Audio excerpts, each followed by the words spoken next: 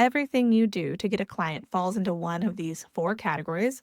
And if you don't have at least one of these working for you consistently, it's no wonder that you're feeling stuck.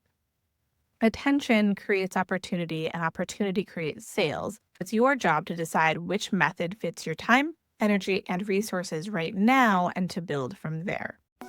Welcome to the Handyman System Podcast, your ultimate guide to building and running a successful handyman business. If you are an aspiring or working handyman or contractor and you're looking to learn business pricing, marketing, or automation strategies, you have come to the right place.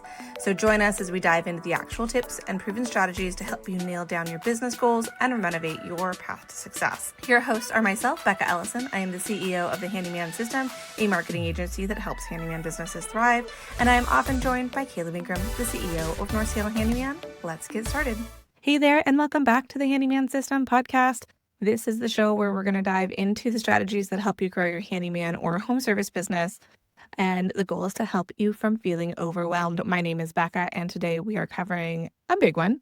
And this is how you actually get more clients and which strategy you should start with. We're going to break down a pretty powerful framework. It was recently put together by Alex Hormozi in the $100 million Leads book, but it is a framework that all businesses have used. If you're interested, that book is really great because he makes it super duper clear to understand how you get leads in your business, no matter what business. All businesses use this, not just handyman businesses to get clients. I'm going to take the same information and put a real world spin on it for you based on what happens in your handyman world. We're going to go through how most businesses miss opportunities and how you're going to be able to shortcut your way to consistent leads. If you're tired of sitting around hoping your referrals are going to show up, then this episode is for you. Okay, let's start talking about where your leads come from today. When I talk to most handyman business owners, the same lead source comes up over and over. The first is word of mouth. It's free, builds instant trust. It's an amazing feeling when someone refers you, but the problem with that is that you can't control it, right? You can do a stellar job for a client, but it could be months before they refer you to someone, and that's if they even remember to do so. Some people like to give out referrals and talk about services they've had, and other people never talk about it, right? And you don't know what type of client that's going to talk about you or the one that's not. So you can't build a stable, growing business only on word of mouth because of the unpredictability. The second one that I hear a lot about is lead generator sites. So things like Angie, Thumbtack, Home Advisor, these platforms can get you access to people actively searching for services that you offer. They do a ton of marketing, a ton of ads to get in front of your people and make them feel like they are the place that they should go looking for contractors. It sounds great, right? But there is a big catch with these services. You are paying per lead, and you're often competing against 5 or 10 other businesses for that same job. So not only do a lot of the times the people using these sites are usually price shopping, they're not loyal to you, they're not pre-sold on working with you, and they often want the cheapest or fastest option, which tends to be a race to the bottom. It's exhausting if it's your only strategy. I talk to people all the time that are like, I get a lot of clients from here, but I have to do it really fast and really cheap, otherwise I don't get the client at all. That's a way to run yourself straight into a brick wall of burnout. These sites will get you lots of leads over and over again, and you're like, great, and you call the lead, but the lead didn't actually know that they were being farmed out to 10 people, so they don't even want to have a conversation with you. It's not an actual real lead because they had one job and they got one person to call back, and now that person's annoyed with you. So those are some of the flaws with the lead generator site flow. Now, there is a better path, and it's where most handyman businesses could shift. If you build your own quality website and optimize your Google presence correctly, you can bring in consistent, high-quality leads. Leads that are not price shopping, leads that are reaching out to you directly, and you won't have to keep paying for leads that are competing with a dozen other people. Your website and Google search ranking, if done right, can be your personal ongoing lead machine. Your website turns into your salesperson, but we'll get into that in a little while. All right, let's zoom out for a moment. There are really just 4 real ways any business gets new clients. Alex Hormozi talks about this in the book I mentioned earlier, $100 million Leads. If you haven't read it, highly recommend picking it up. It's a really simple to understand marketing framework. The reality is these strategies have been used by businesses for centuries. There are 4 examples of attention, right? This is really what marketing, the attention paired with a need somebody has and a solution that you offer. Organic content is number one, how to get people's attention with organic content. Next is paid advertising. Then there's partnerships and referrals, which is more relationship marketing. And then direct outreach, right? Everything you do to get a client falls into one of these four categories. And if you don't have at least one of these working for you consistently, it's no wonder that you're feeling stuck. Attention creates opportunity, and opportunity creates sales. It's your job to decide which method fits your time, energy, and resources right now and to build from there. Now, no matter which one of these four ways you use to get attention, you need to send people to a specific place to learn more. You can direct them directly to a phone number, but if you don't have an admin team that is able to answer the phone all the time, it's not the best option, right? Especially if you are a solo person, having a place to send them, like your website, to take that attention and help them make action is where this conversion comes in and why your online presence is so important. Now, you can DIY your website.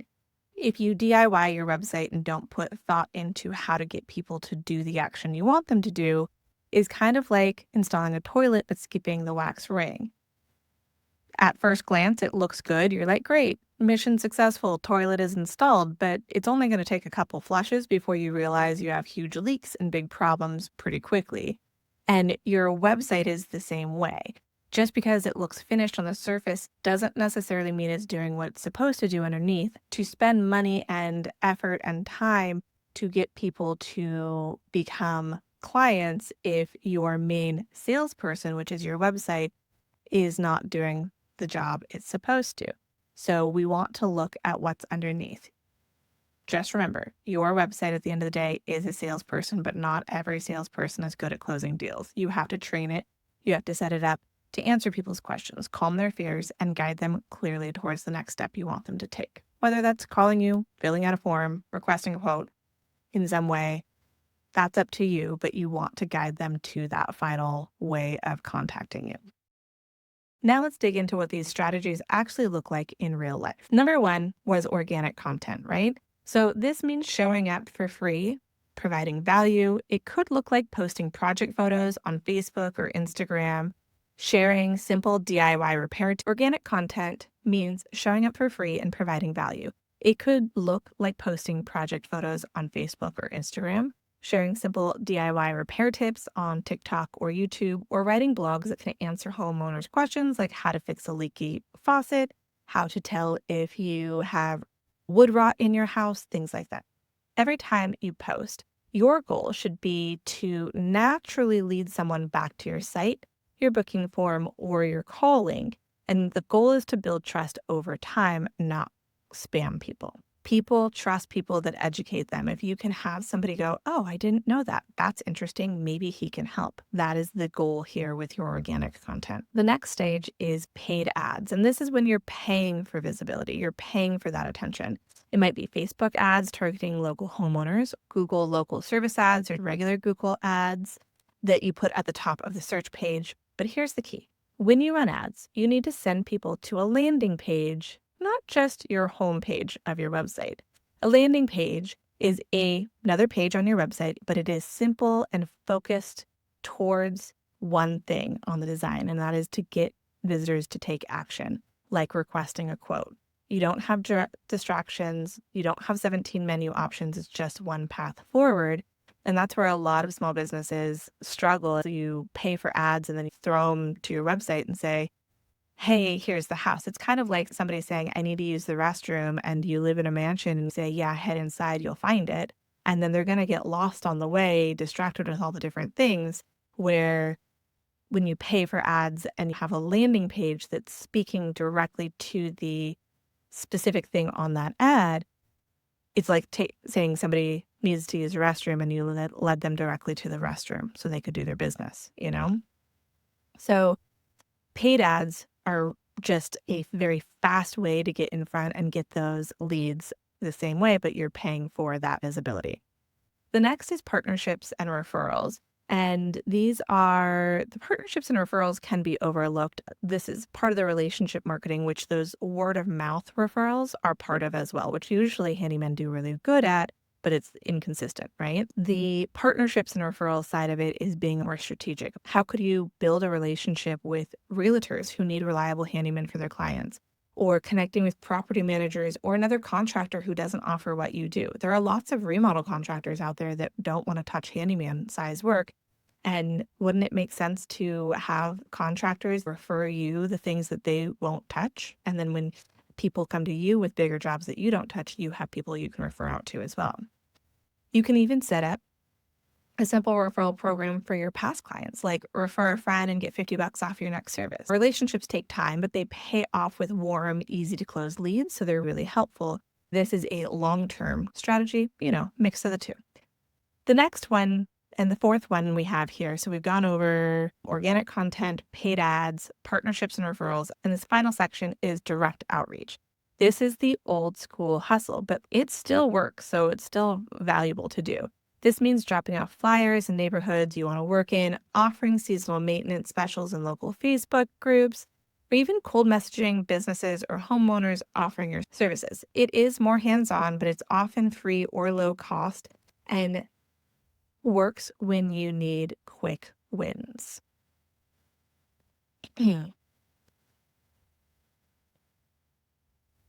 These 4 sections, these lead drivers that we've talked about, you want to, in a healthy business, have the strategy for each one of them, right? Now, you might only, when you start out, have one, but the more robust your strategies are, it means that if one dries up, you still have other ones bringing you leads.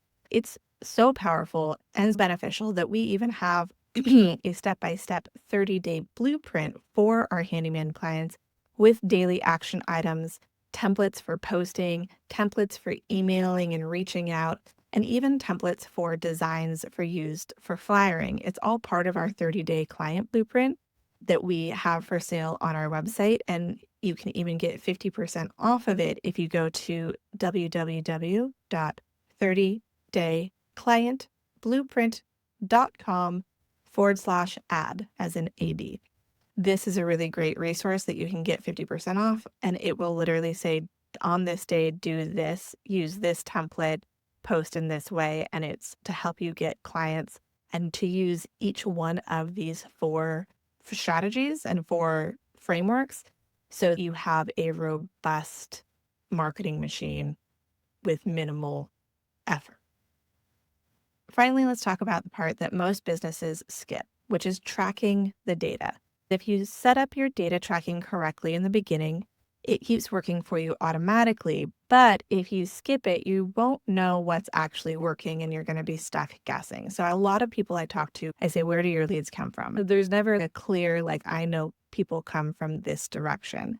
Using your website as your main hub, as your main sales point, as your main salesperson, another reason why you want to do this is because when you funnel everyone, even if somebody calls, say, go on my website and fill out the form to get the information I need. All of that makes sure that all of the data is coming through your website. Makes your website look engaging, which Google likes. It's also getting you the data of understanding where people are coming from, what is going on. When you set up your website correctly, you need to have Google Analytics set up on your website. The best part is if you set up your data tracking correctly at the beginning, it keeps working for you automatically. But if you skip it, you don't know what's actually working and you're going to be stuck guessing, which is what a lot of handyman clients that I talk to, they're not sure where their leads come from.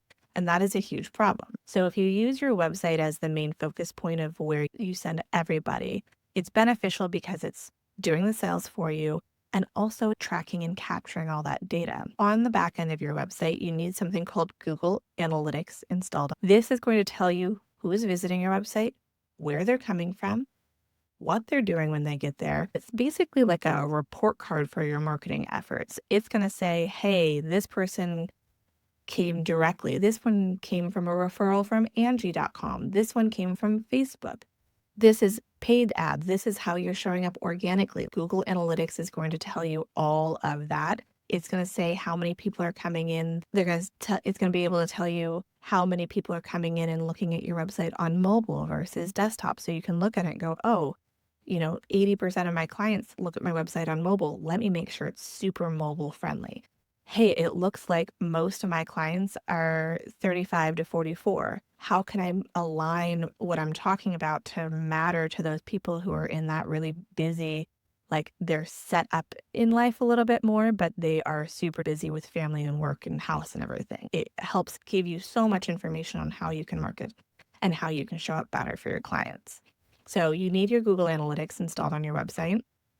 Next, you also want Google Search Console set up. Both of these are free. The Google Search Console is something that you go and you put your sitemap, which is just a specific page that your website creates that says these are all the links on this website. You give it to Google Search Console, and now you've told Google what's on your website and what to pay attention to, and that's how they start paying attention. Most clients skip this altogether and they wonder why Google doesn't know you exist. That's because you haven't told Google you exist yet. So when you submitted your site to Google Search Console, it shows you how your website's showing up in Google search results, what keywords you're being found for, and if there's any technical issues hurting your performance, like say your page takes too long to load. Google will not show you to people if your page is super slow and clunky. So it'll say, hey, your page is super slow and clunky, fix that. If you're planning on running Facebook or Instagram ads, or even just post on those platforms, you're also going to want to have a Facebook pixel installed. That way you can track who's visiting from social media and retarget them later with ads if you want to. Setting up this stuff isn't hard. It is a one-time thing, but it is technical, so it can be confusing. You can reach out to us if you want help making sure that you have your Facebook pixel, your Google Search Console, and your analytics set up, because you want that data to be tracking at all times. Trust me, your future self will thank you when you're making smart marketing decisions based on real numbers instead of vibes.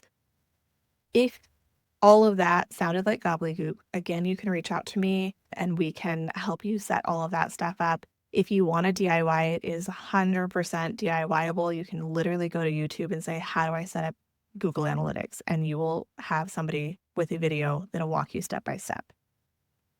There are only 4 real ways to get clients, and your website needs to be able to convert them, not just sit there looking pretty or being like a bucket that has tons of holes in it that you're sending people to and they're just leaking out the side because of these holes. You want to pick the lead generation method that matches your energy and your budget right now. And most importantly, track what's happening so you're growing on purpose, not by accident. Action beats hoping literally every single time. And hey, if you're ready to have a website that actually does the heavy lifting for you, go check out our ReadyRoll websites at readyrollwebsites.com, and you can make sure you're set up the right way from the start. Thanks so much for spending time with me today. If this episode helped you, leave a review and share it with other business owners who are ready to level up as well. I will chat with you next week. So that wraps up another episode of the Handyman System podcast. I hope you found today's insights valuable. Remember, success isn't just about knowing the right tools. It's about taking action and building your business every single day. If you've enjoyed the show, make sure to subscribe, leave a review, and share this podcast with anyone you think might find it valuable. Until next time, keep building and keep improving.